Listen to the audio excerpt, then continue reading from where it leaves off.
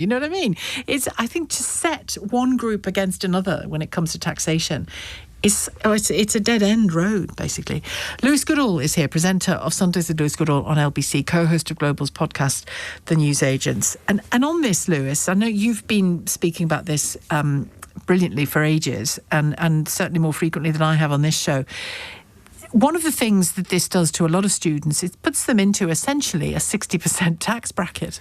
It can change. Look, I think that talking about a student loan system now is a misnomer and the incorrect way of thinking about it. I think you could say that, actually, when I went to university. So I went to university in 2007, and so I was in the sort of tranche of the sort of post-Blair reforms of 2004, where they introduced a tuition fee of £3,000. And at that time as well, there were maintenance grants that were reasonably generous for people like myself who came from, relatively low income households. Yeah. So, I remember I left, I think, with a student debt, I think altogether, £3,000 a year tuition fee, plus some maintenance loans coupled with grant. I think it was in the end about 20,000 or something. Yeah.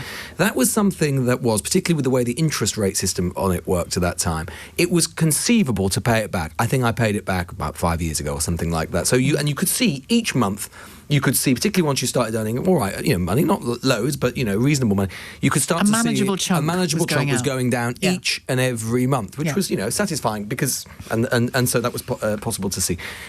After the reforms that we saw, that Nick Clegg was responsible for, and then changes that George Osborne made afterwards, not least the abolition of maintenance grants and the complete replacement of maintenance loans, the tranche of students who came after me and the ones who are in university now do not have a loan system. What they have, in effect, is a graduate tax, an extra income tax, an education tax, which is levied on top of income tax 1, which is just income tax, de facto income tax 2, which is national insurance, and for graduates, a de facto income tax 3, which is their student loans. Let me just explain as well why it is that the loan system is unusually regressive. So on paper, it sounds progressive. We heard it from the Chancellor there. You only repay when you earn over a certain threshold, and you pay 9% above that. That sounds fair.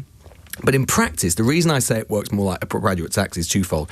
One, because basically with the way the interest rate works, it becomes almost impossible to pay it off. In fact, so many of your listeners today will recognise this. They'll look at their page, their sort of tuition fee page or whatever it is, and they'll see each and every month, it probably at the end of the year, it going up, almost no matter how much they're paying in, unless they're on crazy money. And describe what those changes to the percentage interest rates amount to, because there's a kind of Plan 1 and Plan 2 Indeed, there is. So it was, loan, isn't there? Indeed, so it was basically around the levy, the extra interest rates on which it was paid, so whether it was commercial or not, or whether it was basically at a flat rate as it was when I was a student. And they all went up. They all went up, exactly. And the other reason I say that it's regressive is this. Let's take two graduates. So one earns $28,000 a year, the other earns $60,000 a year. Both repay the same amount in percentage terms, 9% above the threshold.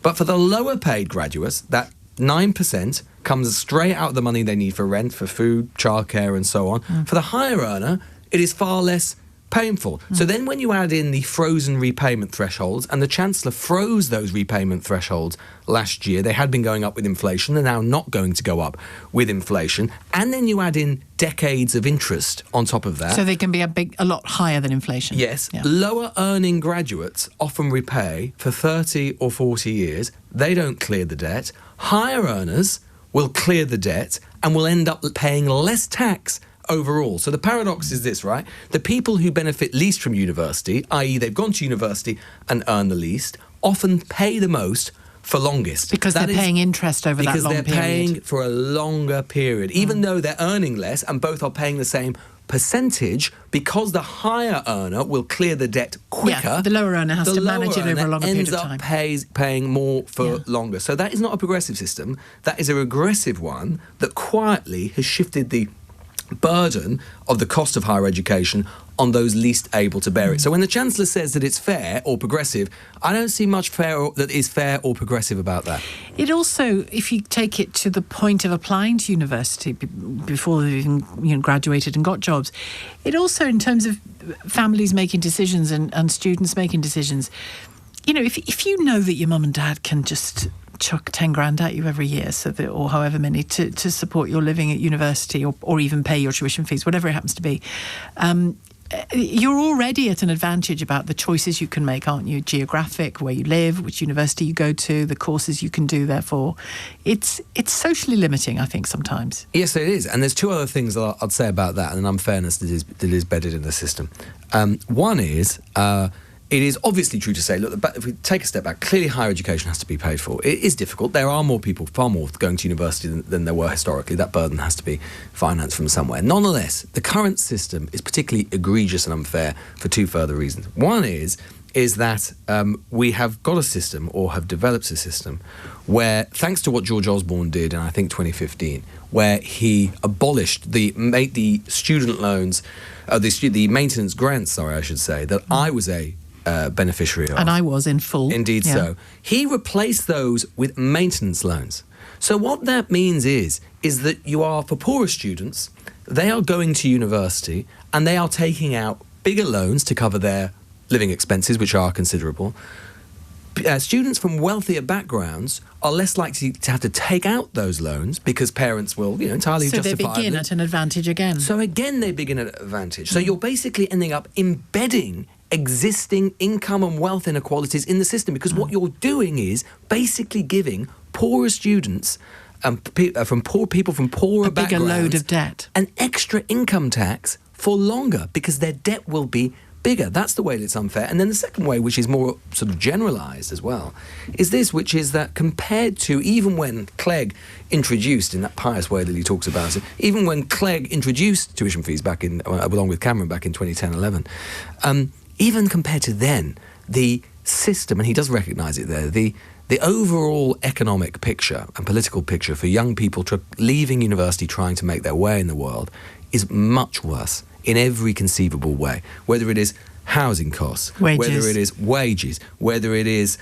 pension, paying into pensions, whether it is their general prospects in the job market. All of these things are materially worse for young people, and therefore, they're having to pay this burden for the length of time that they are having to pay it, having, as I say, this, what is basically a graduate tax, having that for longer is proving more difficult for them than it was before. And there's something else I want to bring into this conversation, which is COVID. And I know it's a particular group, a particular sort of cohort, I think is the word, isn't it, of students affected. But it includes two of my nieces, young producers I work with as well. For 2 years of their time at university, when they were still paying $9,000 a year and this, that and the other, they were in a room not seeing anybody. Absolutely. As opposed to out there really having a university experience. Absolutely, and it's something that we don't talk about enough because for various reasons, which I well understand, the COVID period is something that is so anomalous and we don't like to talk about it because it's so traumatic for many people, but absolutely, those young people got ripped off.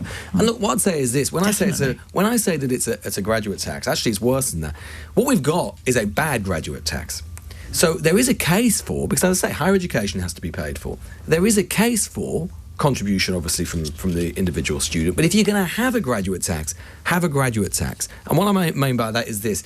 If you had an actual graduate tax that you put on everyone's income, and you said, OK, it's going to be 9% as it is now, what you could say is, right, you as a graduate are going to pay that amount. Every graduate will pay that amount for X number of years after leaving university. And after that time, it will just be written off. At least then you would deal with, particularly if you brought back maintenance grants, which the Education Secretary Bridget Phillipson has started to do for some students in some subjects. But if you brought in a graduate tax that was a tax for 10 years or 15 years or whatever it was, at least then you would get rid of the problem that you have at the moment, which is identified people who are on lower incomes paying off for longer and thereby paying more tax over a longer period than a student who ends up having a higher paid job, who ends up basically paying that off more quickly, and in terms of the overall money that they contribute, ends up contributing less than the student who's ended up in a poorer paid position. And there's nothing wrong with doing a bit of having a job while you're also a student. Loads of people do it. I didn't have to do it. I didn't do it when I was at university,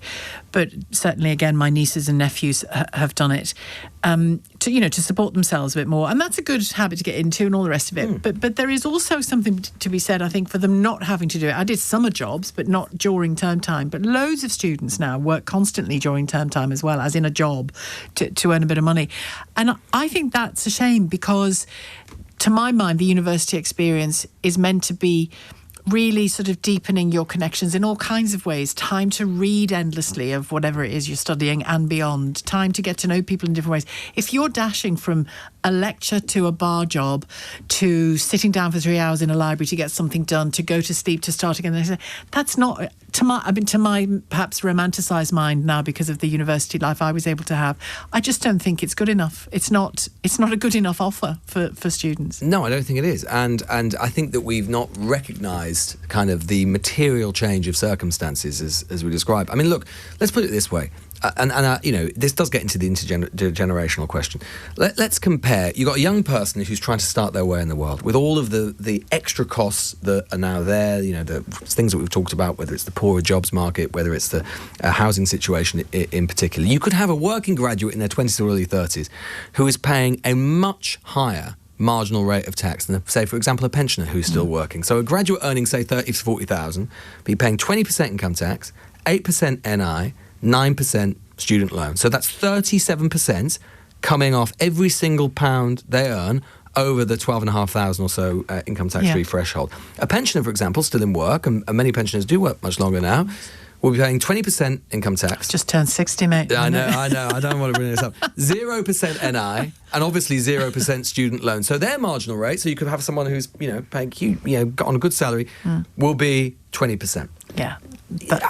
And they presumably have already, they're coming towards the end of their career, they've built a pot, they've got wealth and so on. Yeah. What we've got embedded once again in the tax system is, I'm afraid, institutionalised, fiscal, generational unfairness, and we need to face up to it. And a multi-government terror of really looking at the tax system, which hasn't been and by done. the way, you could have a pension, let's say, just for example, you could have a pensioner graduate literally working the same job, and that would be the case. Yeah. Well, that can't be right, can it? It doesn't seem so to me, Sheila. Yeah, I'm sitting here feeling very fortunate but a little bit guilty about the era in which I went to university and the freedoms it gave us. But the thing is, we've talked about this before, and I've talked about it on the station before. Look, no one should feel guilty about the era that we were born into. No, right? Who knows what advantage... But I totally understand. And who knows what advantages, and there are certainly loads of advantages of being born today by comparison to the past as well. But it's transformational for people from the background I came from. Absolutely, absolutely. And likewise for me. But I think the important thing is you have to recognise it and talk about it, not in a sort of culture of blame, because ultimately as well, grandparents or parents are the first ones who are aghast sometimes at their looking at their kids' pay packets and whatever and going, hang on, how are you paying nearly 40% tax, even though you're only 25,000, 30,000, 35,000 a year, and are aghast at that because they're the first ones who want to see their kids get on. Well, it's always good to talk to you about this subject, Lewis, because you're very informed and fluent about it, and I think it's an important conversation. Lewis Goodall, host of the Newsagents podcast. Don't forget the latest episode